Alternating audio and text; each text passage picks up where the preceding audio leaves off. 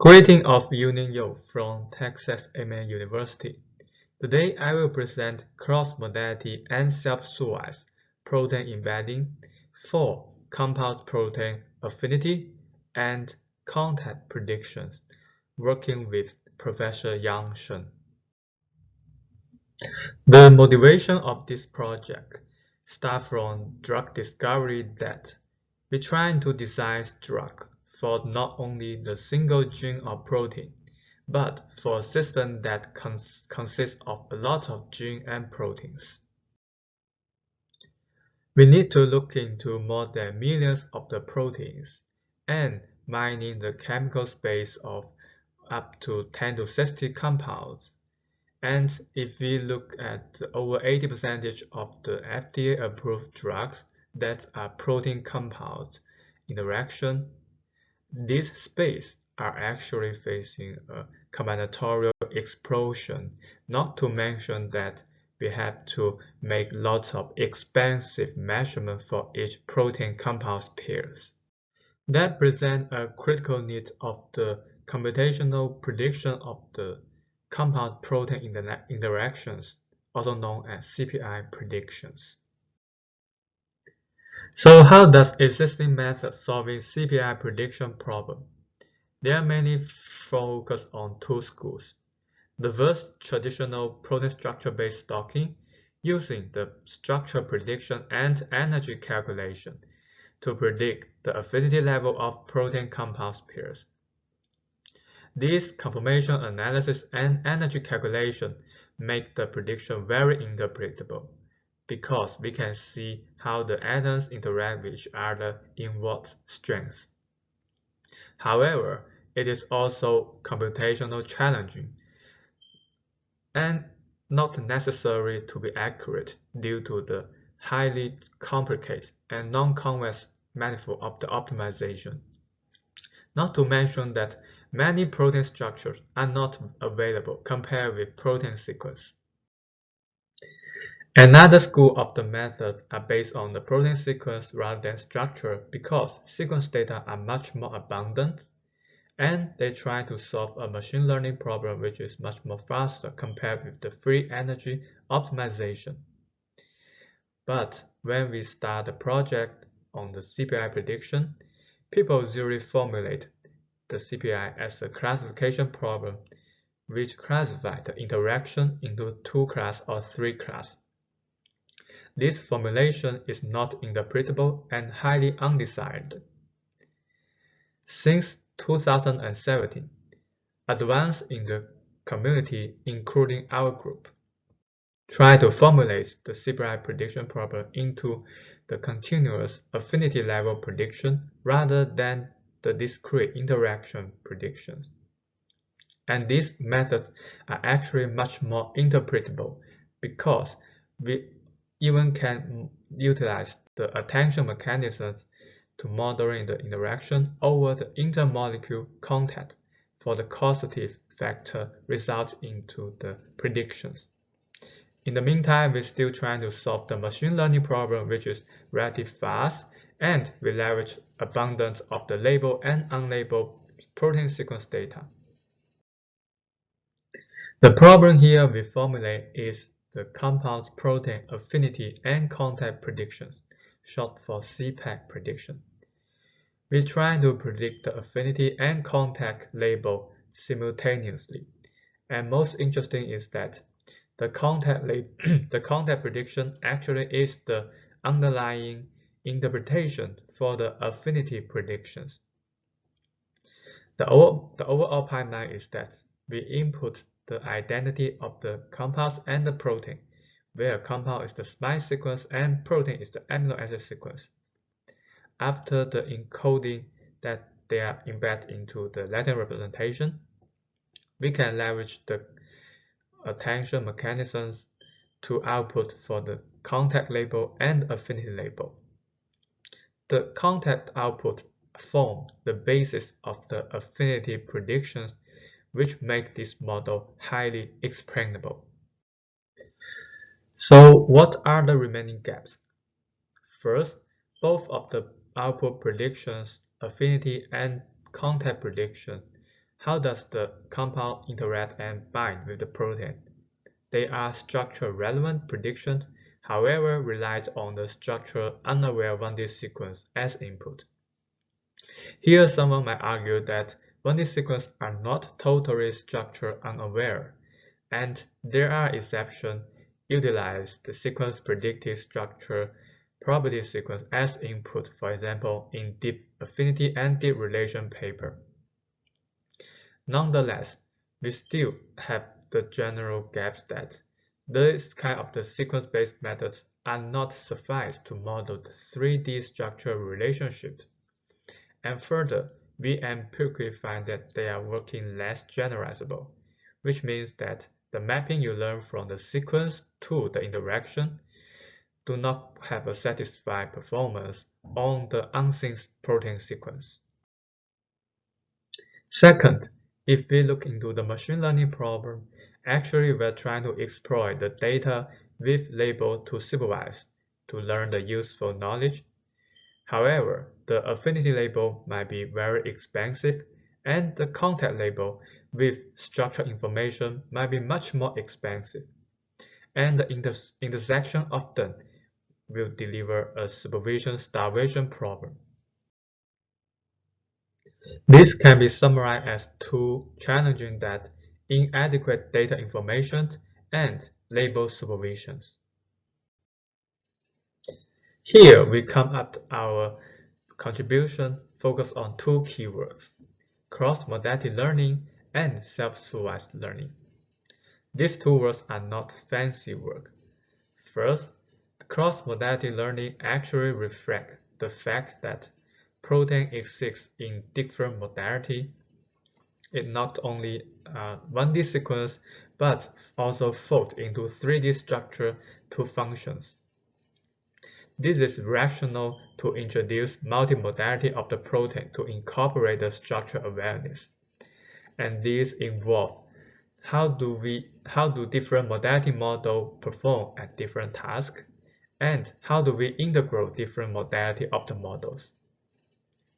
Second keyword is self-supervised learning, that recalling we have the scarce label data. A natural way to address it is to exploit the unlabeled data and motivate from the language self-supervised learning. We developed the 1D self-supervised model, and parallelly we also developed the 2D self-supervised models for the graph modality model. And finally, we probably integrate cross-modality pre-training to further boost the performance. Here comes our method. Our base models is deep affinity plus from the deep relations paper, as we mentioned before. The only change is that we replace the hierarchical attention with joint attentions. The compounds are represented as the chemical graph encoded by GCN because we empirically find that compound graph work much more better than the SMILE sequence. The main focus is on the protein part.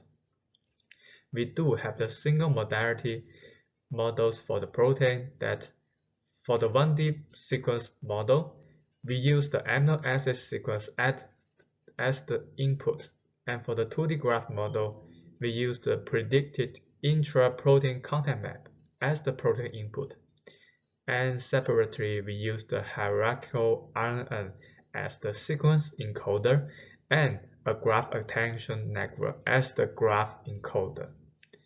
Notice that our graph modality model are still structure-free because we use the structure are predicted by protein, but such kind of the structure inductive bias are encoded from the predicted algorithm as shown in the Raptor X. Beyond the individual modality model, we also have the combined of the multimodality model named as cross-modality model. One way for the cross-modality model is the concatenation, which simply concat the different modality output as a joint vector and then fit into a multi-layer perceptron. Such kind of the concatenations are simple to preserve the information as much as possible. The second cross-modality model is named as cross-interaction, that we additionally introduce the information flow between individual modality encoder, and this mimics the physical regularization between the modality. To improve the quality of the representation learning in accordance to the label starvation problem, we introduce the self-supervised learning. For the 1D sequence modality, we introduce masked language modeling, which tries to mask certain residue and predict the missing one. And similarly, we introduce the graph compression for the 2D modality model, also trying to mask and predict the missing residue, but based on the topological knowledge. And finally, we can integrate them together by joint pre-training. The evaluation datasets are curated from the Deep Relation project that we have 4,500 pairs of the protein compounds, which is split into the training set, test set, validation set, and 3 generalization set. Further, we also curate 12 millions of the protein's domain sequence and 60,000 of the protein domain sequence with ground truth structure for the 1D and 2D modality pre-training. So we come to the results. First, we list 3 state-of-the-art methods for the CPAC. The goal is that utilize the unsupervised attention, and both of the MON and Deep Affinity Plus are utilized the supervised attention for regularizations. So without the comparison with the state of the art, we first look at how does our single modality model performs in the affinity predictions. We can find that in the affinity prediction, it is clear that the 1D sequence modality working better than the 2D graph modality. In the meantime, if we're looking into the contact predictions, we can find that the 2D modality of the model working much better than the 1D sequence model in the contact prediction, especially in the unseen protein and unseen both case. We can further look into the cross-modality model that further benefit the performance. First, simple concatenations already can boost the performance against either single modality model, and further introduce intermodality information flow can achieve the best performance even compared with the previous state of the art. Let's look into the self-supervised learning performance. First, 1D sequence pre-training can already boost the affinity prediction performance. However, it will slightly deteriorate the contact prediction performance. Now we look into the 2D modality pre-training. We can find that incorporate with the 2D modality pre-training, it can greatly boost the contact prediction performance while slightly deteriorate the affinity prediction performance. Therefore, the takeaway point is that for inadequate data information, different modality model information, they can benefit on different tasks. And if we can properly incorporate both modality models, they can achieve the state-of-the-art performance. For supervision starvation, different modality pre-training can boost the task with the trade-off. And the masked language modeling can benefit the affinity prediction, and if further incorporate with the graph pre-training, they can benefit the contact predictions.